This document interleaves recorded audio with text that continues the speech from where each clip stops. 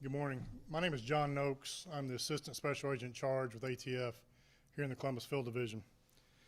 ATF is here today with our partners at the Columbus Division of Police to offer a reward of up to $10,000 for information leading to the identification, arrest, and conviction of those responsible for the December 7th, 2021 murders of Londynn Wall'neal, Demitrius Wall'neal, and Charles Wade.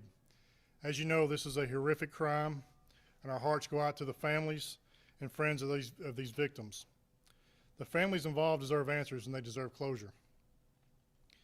ATF has been working with the Columbus Division of Police since the beginning of this investigation. We value the partnership and are here to add our resources to theirs to offer this substantial reward. This cooperative effort is part of our ongoing commitment to combat gun violence in the Columbus area.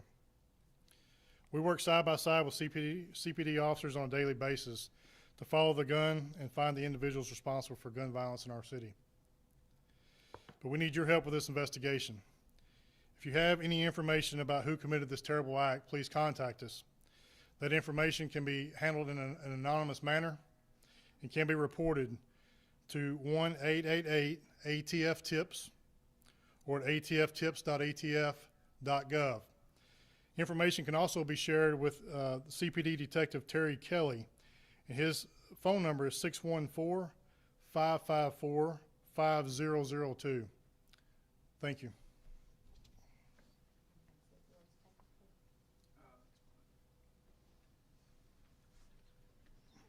This information came to me yesterday that the ATF was going to put forth this money to assist with this investigation. This is not something that I was aware of until yesterday, and I can't thank them enough to try and get this solved. The family doesn't know about this yet. I'm going to call them as soon as I get done here. Obviously, any information coming through the ATF will get to me, or the money can come, or the information can come to me, and that will not change any kind of payout or anything like that that's deemed appropriate at the end of this. I don't have a whole lot to add to what he said other than to thank the agency themselves and the officers and the task force officers that have helped me with this so far throughout this entire investigation. You guys have any questions? Yeah. How helpful do you think this money is going to be? I think a lot of people, when they saw the video, when you could see the kids in the back seat of that car, you know, if that video hasn't compelled someone to come forward, do you think this money will? Yes, I do. I know I said last week that the incentive itself should be that video, and I still believe that. But if the money is the incentive, I really don't care. I don't care what the incentive is. The information is what I'm looking for.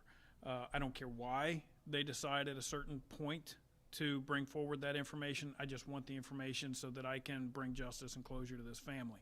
So I think it will help. I mean, it's an awful lot of money. So people that have the information, this can still remain anonymous. It can be gone through, it can go through channels to ensure that. But if the money is the incentive, so be it. Can you give us an update? I know you gave us an update about a week ago, but can you give us an update right now as to where the case is? If any more tips came in from last week when you talked about the 1-year anniversary of this case? I have received a few phone calls here and there. We are definitely progressing. We're much farther along than what we were at the second or third press conference we gave in 2021 and early 2022. We're not at the point of an arrest. We're not at the point of putting pictures up here saying I need to identify this person. Like I said last week, sometimes in a homicide investigation, you have to look at it one of two ways. You figure out why this happened to determine who did it, or you figure out who did it to determine why it happened.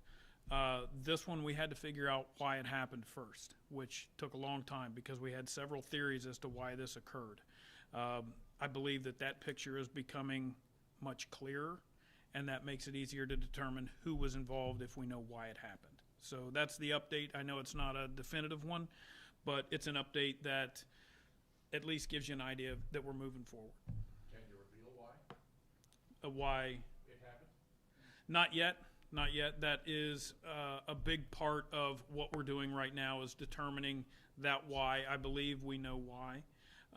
But to give that away would be far too invasive into this investigation or any of the other ones that might be involved with it. Since you're getting closer to why, can you answer this? Whether the kid's a target or collateral? Not necessarily. That's something that I don't know. Like I told you from the very beginning, from that night, I told you that, or the second press conference that we did directly afterwards, there's no doubt that the people that did this saw the kids in the car. I know that they knew that those kids were there. So were they the target or collateral? I don't think it matters. I mean, obviously, we all feel the same way about the kids that were in the car. But I don't know if we're ever going to be able to figure out if they were the actual target or the collateral at this point. Can you talk a little bit about why, maybe this is for you, Agent Oaks, why come with the reward now? I know that was a big topic of discussion last week pertaining to Crime Stoppers, but why come forward with this money now in this case? Sure, it's a fair question. Obviously, we can't offer a reward in every investigation. We wish we could. We have to use that discretion. Given the heinousness of this crime, the fact that a year has passed after conversing with Assistant Chief Potts and her team, we felt like now was the right time. And as the detective alluded to, we are confident this may prompt the right people to come forward and provide some information that he needs in this investigation. Welcome to Columbus. When you were briefed on this case, obviously you've only been here a couple of weeks, but Yes, when ma'am. you were briefed on this case, your personal thoughts on just the heinousness of it. Well, I'm a father, and I have 2 daughters, and anyone who understands what happened here understands how terrible it is and how badly we want these people responsible in custody so this never happens again. You mentioned people could do anonymous tips. Do you think that's going to help? It's been a year. Do you think that's going to help kind of get the ball rolling? And what would you want Well, to tell people? I discussed that with the detective before he came in tonight, or this morning. The federal government has protections in place. They also have opportunities for victims or witnesses, protections that we can provide that maybe aren't always available on the state and local level. So I think this is a team effort. It's a combined opportunity to come forward, and we think that hopefully between those two things, the confidentiality and some of those protections that we can provide will hopefully prompt the right people to come forward. Terry, if I can ask you, I know this is a case that has personally taken a toll on you, but can you tell me how hard you, the other homicide detectives, the division has worked on this case for the last year? I can tell you that probably short 2 weeks, maybe 2.5 weeks, I've done something with this case every day. We have other cases that we work. Obviously, we're on a rotation basis, so we have the other cases coming in. But this is one that never seems to escape very far. Even when I have things in the background going on with this case, it always seems to come to the forefront. It's been worked very, very hard. And I'd be lying if I didn't say that, a lot of that was because of the children involved.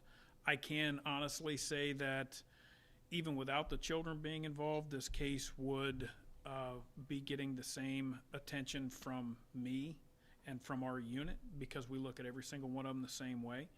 But yeah, this pretty much has a way of coming to the forefront almost every day. At some point in time, I'll get a call or I'll have somebody send me a piece of information or a person, hey, look at this person. So there's a lot that goes into it that sometimes it turns out, a lot of times it turns out to be nothing. But that takes the time to look into that person or that phone call or this piece of information. There's a lot that goes into it. So it's pretty much every day. Anything else? Thank you. Thank you.